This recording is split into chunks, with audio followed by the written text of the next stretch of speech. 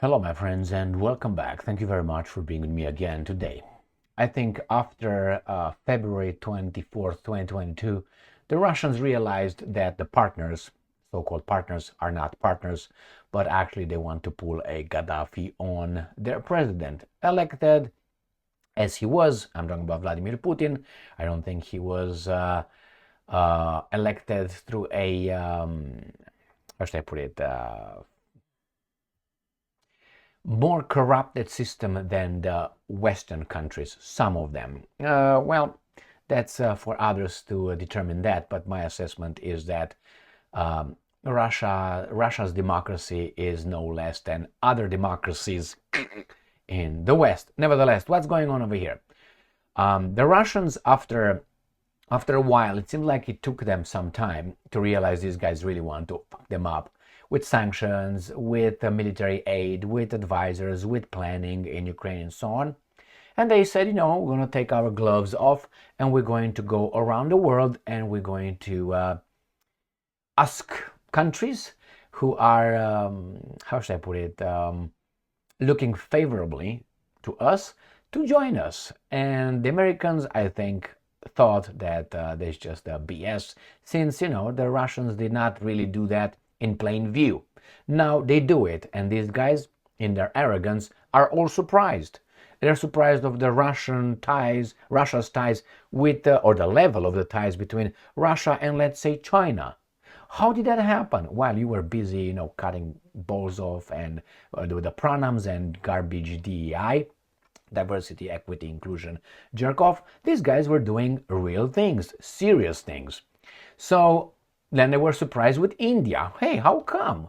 And they were surprised with BRICS expanding. Hey, Saudi Arabia, oy vey, Iran, hey, Venezuela wants to come over, Red Rover, and others joined the Russians. Obviously, Argentina won it, but in the meantime, these guys pulled the rug under the Argentinians and they placed their pimp, which is Javier Milei, who's going to get your country under total control of the IMF and the international banking system and the interest for, some resources that you guys have over there, like lithium, and not only, nevertheless.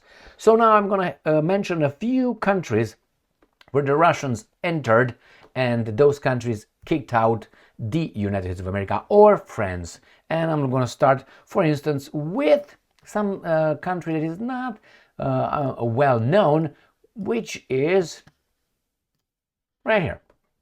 Russia Today. Another African leader talks Sahel security with Putin. So Mali and Russia have discussed measures to improve regional stability, where the EU is concerned about declining influence. EU being, you know who, right? All les enfants de la patrie. Russia and Mali will intensify cooperation in the fight against terrorism, which has endured a decades-long jihadist insurgency, the two nations announced in separate statements on Wednesday. Okay, got that? So what do we have here? Yesterday I made another video. If you remember, if you don't, the Russians will open a military base somewhere in Africa. And on and on. So let's see what else we have over here. Mali, Niger, and Burkina Faso, all under military rule. Democracy imposed by these guys who can rule shit is gone. I'm not promoting that, but hey, recently formed an alliance and have strengthened ties with Russia, particularly on security, in order to tackle extremist violence, which they claim French troops based in the region failed to quell. Moscow's relations with Bamako, Ouagadougou, and Niamey have stirred discontent in the EU since the French forces were booted out by all three in January. EU Foreign Policy Chief Joseph Borrell said the bloc faces a dilemma over its remaining presence in the Sahel region, mainly in Mali, where the claims Moscow's influence has increased. Right here. Last week, the US expressed concern about Nigerian authorities' growing ties with Russia and Iran after Niamey's military government cancelled an agreement that allowed some 1,000 American troops and civilian contractors to operate in the landlocked country.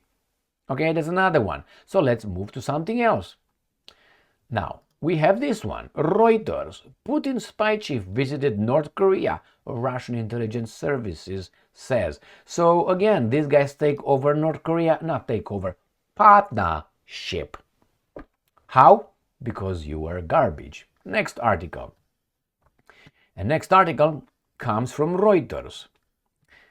Vietnam party leader Trong invites who other than Russia's Putin to visit, state media reports. This gentleman, I don't know if he's a gentleman, but he's a man.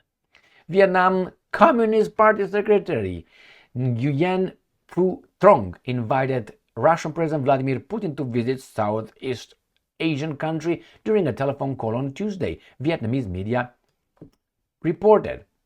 All right, so we got that one. Why Vietnam, you might think. And all right, so these are just a few of the countries, and I will mention, oh, I got one more right here just for you. From Russia, from Sputnik. Russia, Myanmar armed forces plan over 50 military cooperation events in 2024. Just look over the globe and find out all these countries. Now, Russia is good friends with Iran as well, with Venezuela. Venezuela wants to get into BRICS, with Brazil, part of BRICS, South Africa, Cuba, Nicaragua, and many other countries. Good relationship with Mexico. China has a good relationship with Mexico. And in East Asia, you can find other countries, as I said, India and so on. So, you see, it's like an sign-up operation. Guys, who wants to sign up for our program? And there are many countries out of the 193 countries on this planet that would like to join, if you exclude Russia out of it, being one of them, 192. But you have the vassal states belonging to Al Capone, which are like dilemma. What? You're gonna get a smack. Oh, I can't go there. No, you can't. Okay, shit. But you got not Turkey. Turkey isn't whatever worked for that country, and that's how actually international relations should work. Like you care for your household, and you make alliances, temporary alliances, or friends and enemies based on your national interest, your household interest. So Turkey is a great example how it wants to, or it tries to keep a balance and follow its selfish national interest, as any other country should. And some are. And you know who are? The ones who are really independent. You can tell what countries on this planet are really sovereign and independent. Why? Because they can do what the fuck ever they want. And there are just a few. I will start with Israel.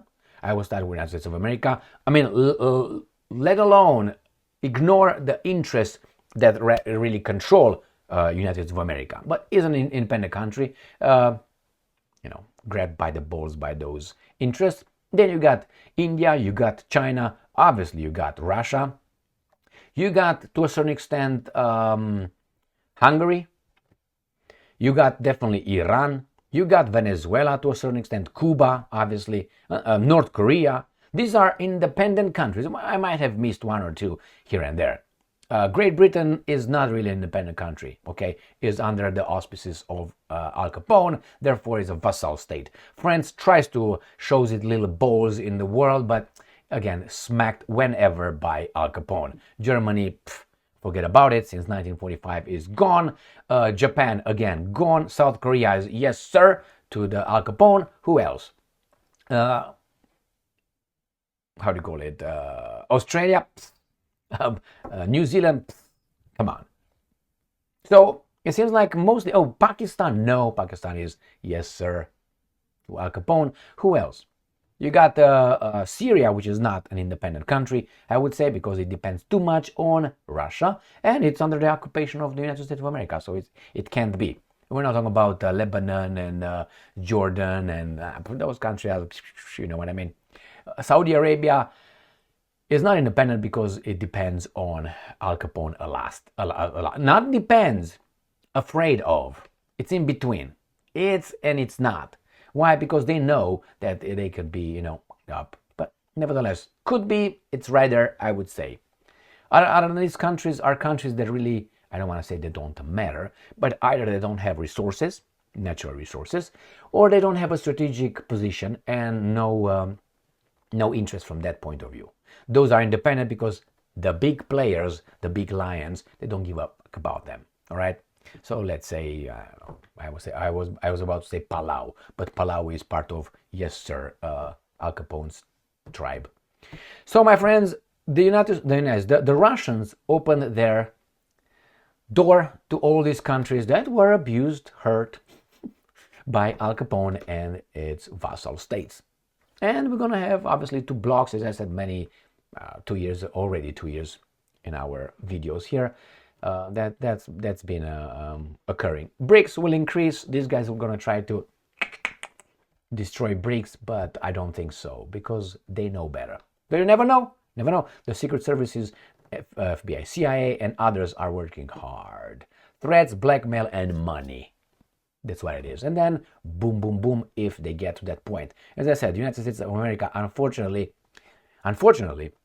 works against its own interests since 1991, when they had the chance, the opportunity to really be that house on the hill, whatever the example for the whole world. What did they do with that? Invaded what? 3,595 countries. Okay. And got its diplomacy toolbox. I said, okay, we don't need to negotiate. We don't need brains. We don't need charisma. We don't need this. What do we need? We need threats. We need blackmail. We need a little regime change, and then we need bombardments, straight invasion. These are the 4 toolbox in the U.S.'s diplomatic toolbox. Why? They don't need it. It's like a lion. A lion doesn't have to convince the gazelle to be eaten. Goes and get it. So the same here. The lion doesn't need to ask, I don't know, Iraq, hey, we need your freaking oil. You gotta sell your oil in dollar, not in euro or something else. Smack. Hey, Gaddafi, what are you talking about? The same thing, and so on. Thank you very much for being with me again today. The influence is growing. The party, the other group, the allies are growing, and the axis of Al Capone is not getting in an axis, going like a... Stay strong, stay smart, look for the truth, and be just.